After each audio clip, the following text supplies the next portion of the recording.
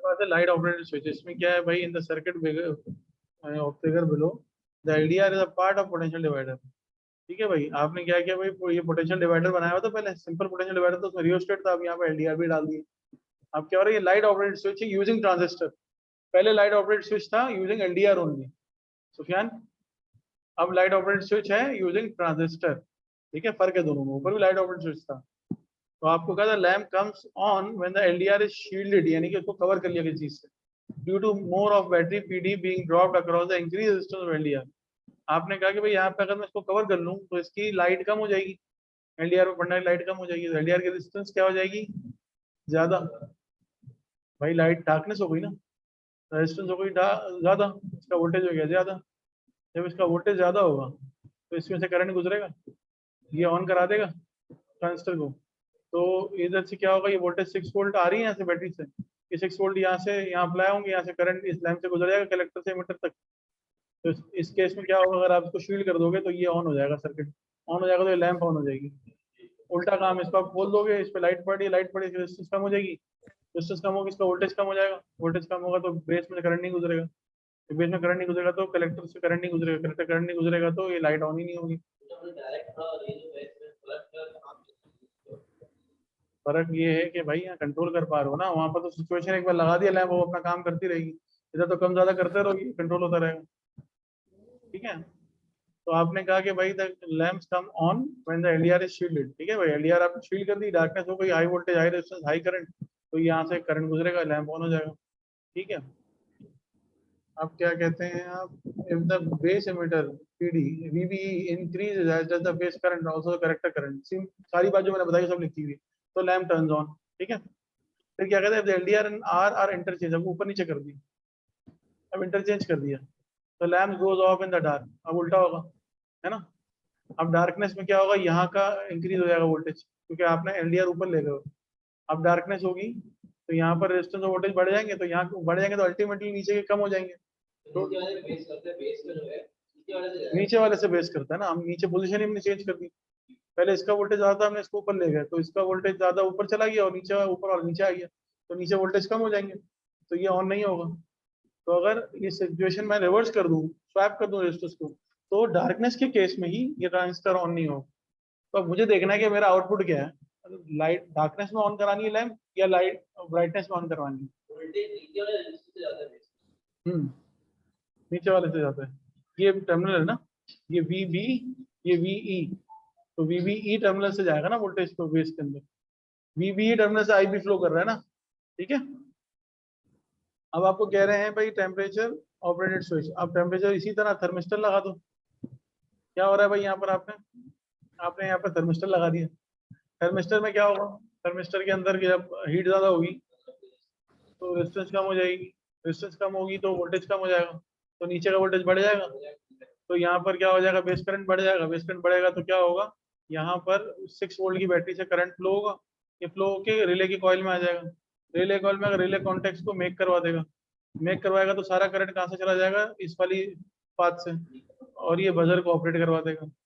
है, देखो temperature high है, सर्किट देखो टेम्परेचर हाई, यहाँ मार्किंग कर देता हूँ ना, यहाँ पे क्या हुआ, टेम्परेचर हाई हुआ तुम्हारा, रेजिस्टेंस लो हो गई, वोल्टेज भी लो हो गए, तो जब यहाँ के वोल्टेज लो हो गए तो अल्टीमेटली यहाँ के हाई हो जाएंगे, क्योंकि वोल्टेज तो कांस्टेंट है, दोनों के बिटवीन डिवाइड हो रहे हैं, हाई हो जाएंगे तो इसमें से बेस करंट गुजर जाएगा, बीच में नहीं बोलो, बेस करंट गुजर जाएगा, ये ऑपरेट हो गया, यहाँ से कलेक्टर करंट आ जाएगा, कलेक्टर करंट कहाँ से आएगा, यहाँ से आएगा इस बैटरी से, तो ये यहाँ भी जाएगा, यहाँ भी जाएगा, जैसे ही यहाँ से करंट जाएगा ये कॉइल एनर्जाइज हो गई रिले की, ये कॉन्टेक्ट को मेक करवा देगी, स्ट्रेट पाथ बन जाएगा, सारा करंट बजर में से गुजर जाएगा, बजर बजना शुरू हो जाएगा। सही है ना, सारा गेम तो इसी का ही है ना, यहाँ से करंट गया, यहाँ से फ्लो किया, तो ये क्या हुआ, ये रिले एनर्जाइज हो गया, रिले एनर्जाइज हो गई, कॉन्टेक्ट मेक कर दे, कॉन्टेक्ट मेक करा, करंट इसमें से भी गुजरना शुरू हो गया, बजर ऑपरेट हो गया। इसका मतलब अगर टेम्परेचर हाई होगा बजर बजेगा, हो गया, उल्टा काम हो जाएगा, अगर टेम्परेचर लो होगा तो सारा उल्टा हो जाएगा काम।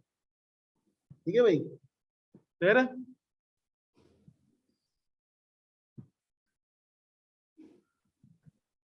अभी यहाँ पे आपको टाइम ऑपरेटेड डिले स्विच, अब टाइम ऑपरेटेड डिले स्विच है, टाइम ऑपरेटेड डिले स्विच में क्या है भाई, यहाँ पे कहते हैं circuit below S1 S2 are close. अब देखो दो स्विचेस हैं, एक S1 है एक S2 है, S1 यहाँ है S2 यहाँ आपने एक टाइम आया, आपने दोनों क्लोज कर दिए फॉर एग्जाम्पल।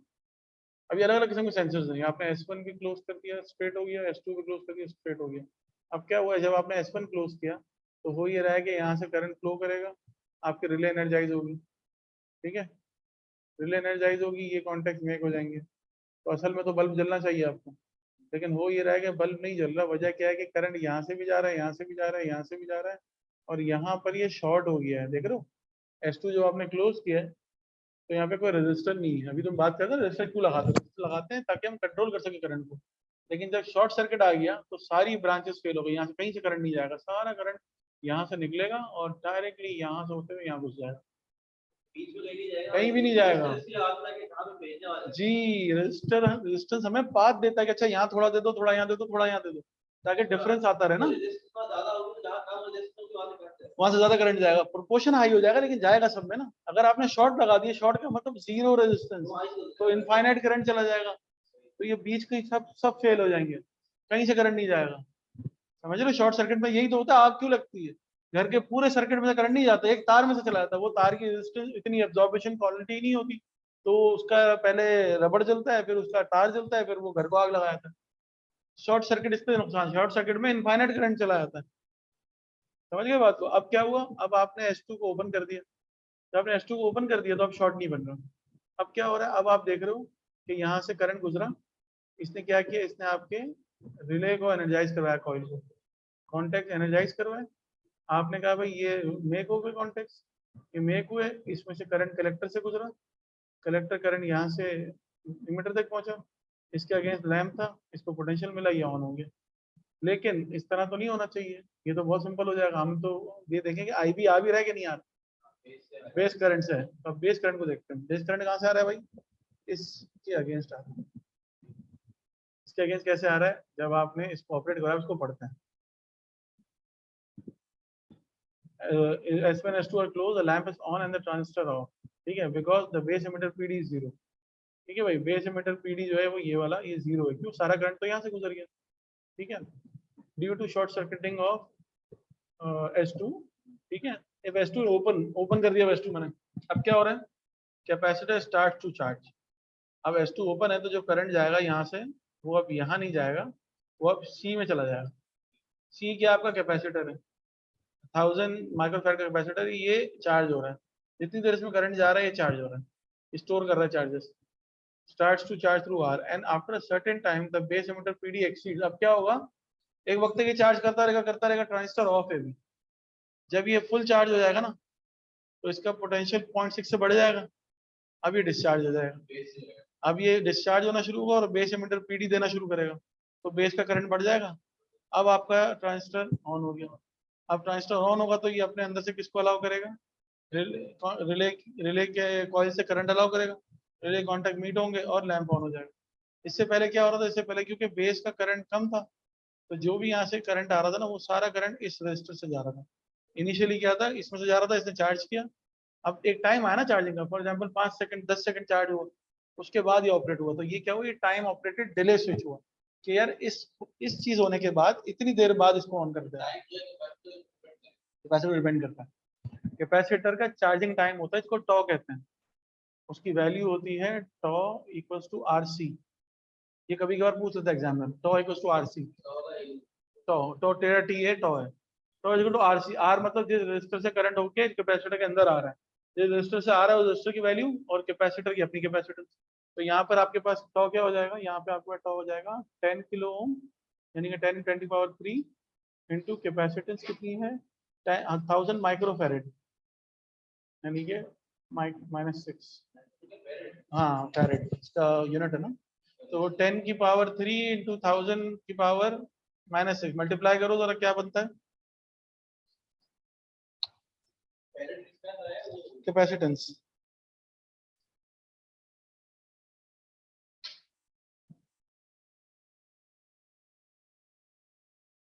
टेन आना चाहिए आंसर।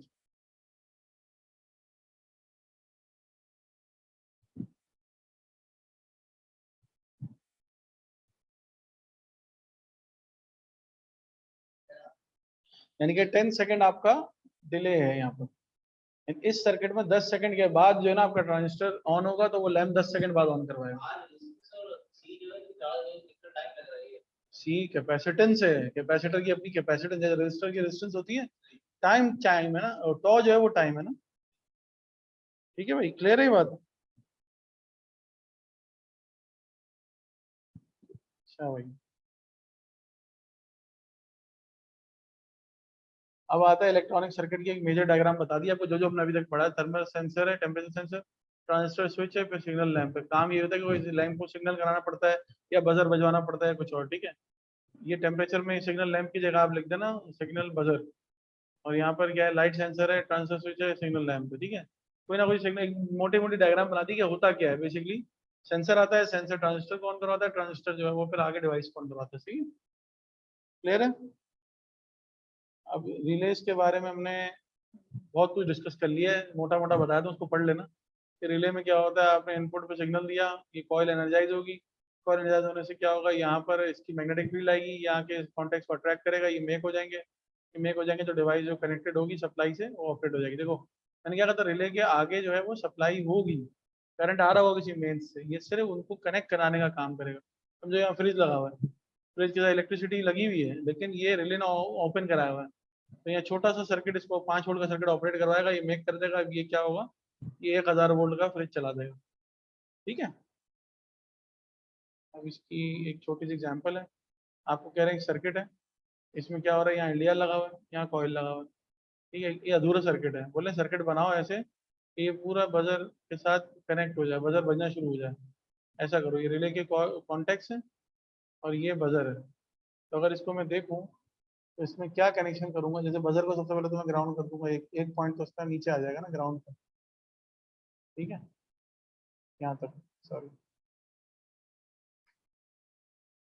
सेकंड लेग इसकी यहाँ आ जाएगी, फर्स्ट लेग मेरी कहाँ चली जाएगी, फर्स्ट लेग मेरी आई गेस यहाँ आनी चाहिए, ऐसे, नहीं, हाँ सही है। और ये कनेक्ट हो जाएगा ऊपर ऐसे, तो ये सर्किट कंप्लीट हो जाएगा। यहाँ से करंट जाएगा प्लस माइनस, यहाँ से करंट जा रहा है, एक यार ये थोड़ा सा डिस्टर्ब हो गया पैनल,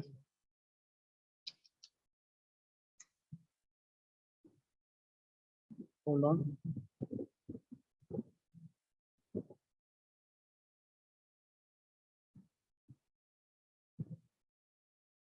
क्या हो रहा है?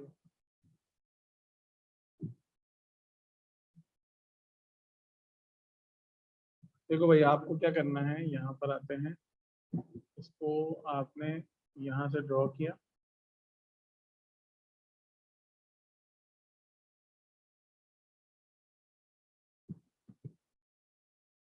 तो आपने यहाँ से ड्रॉ ऐसे, और इसको आपने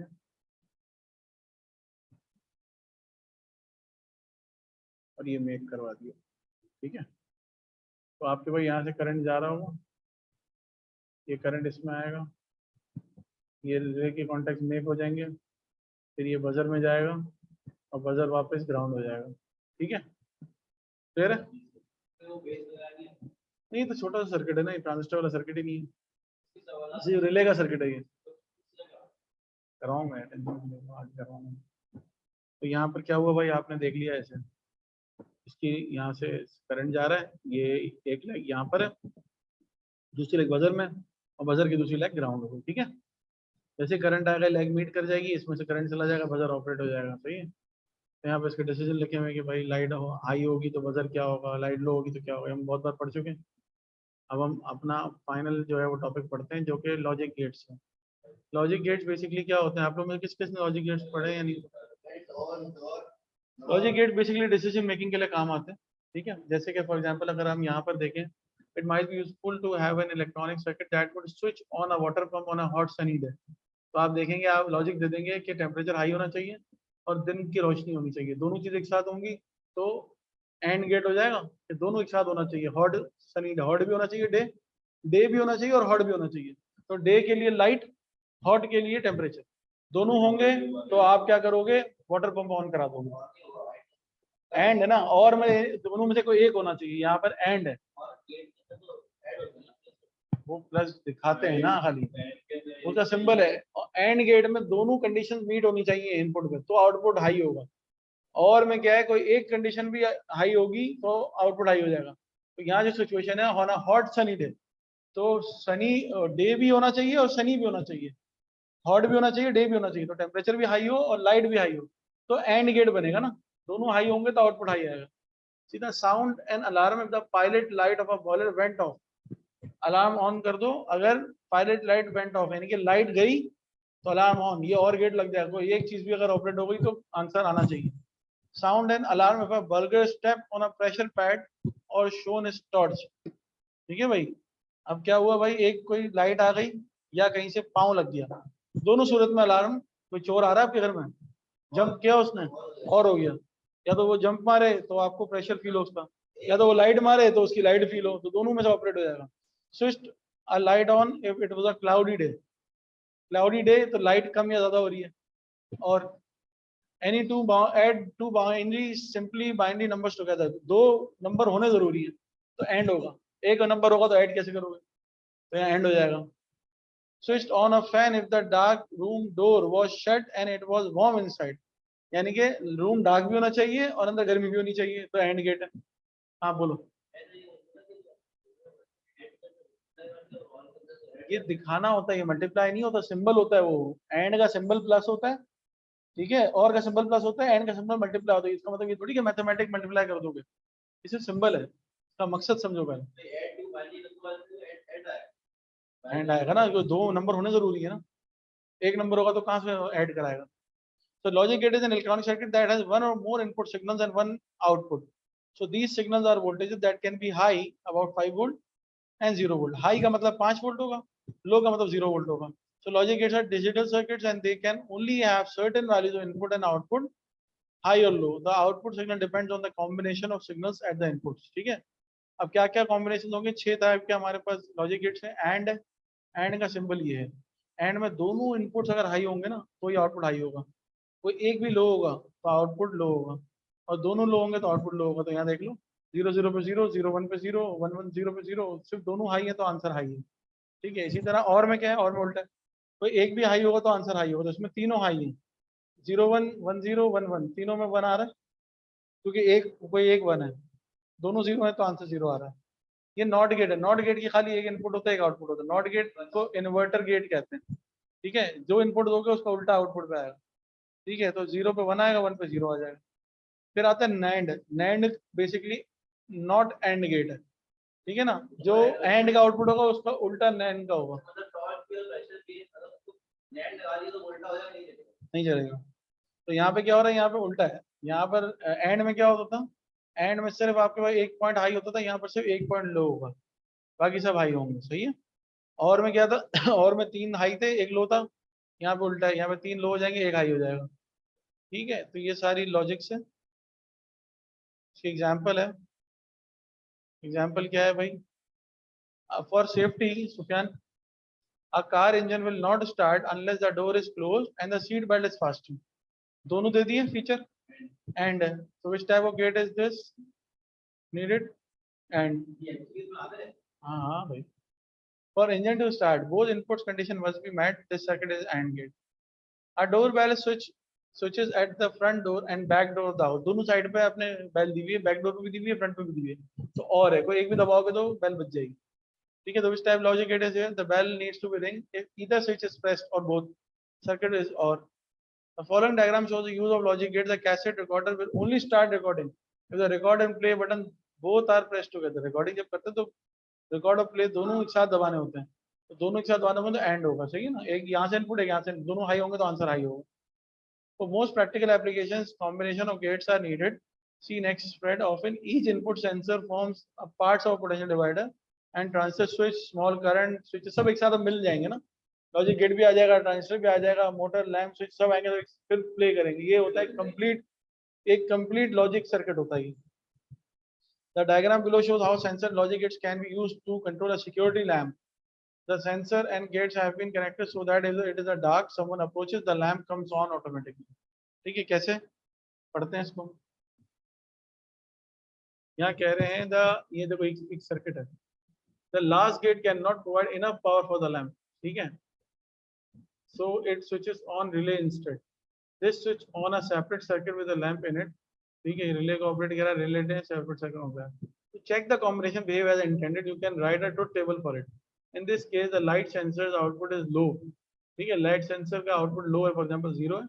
In the dark, the body heat sensor's output is high if someone approaches.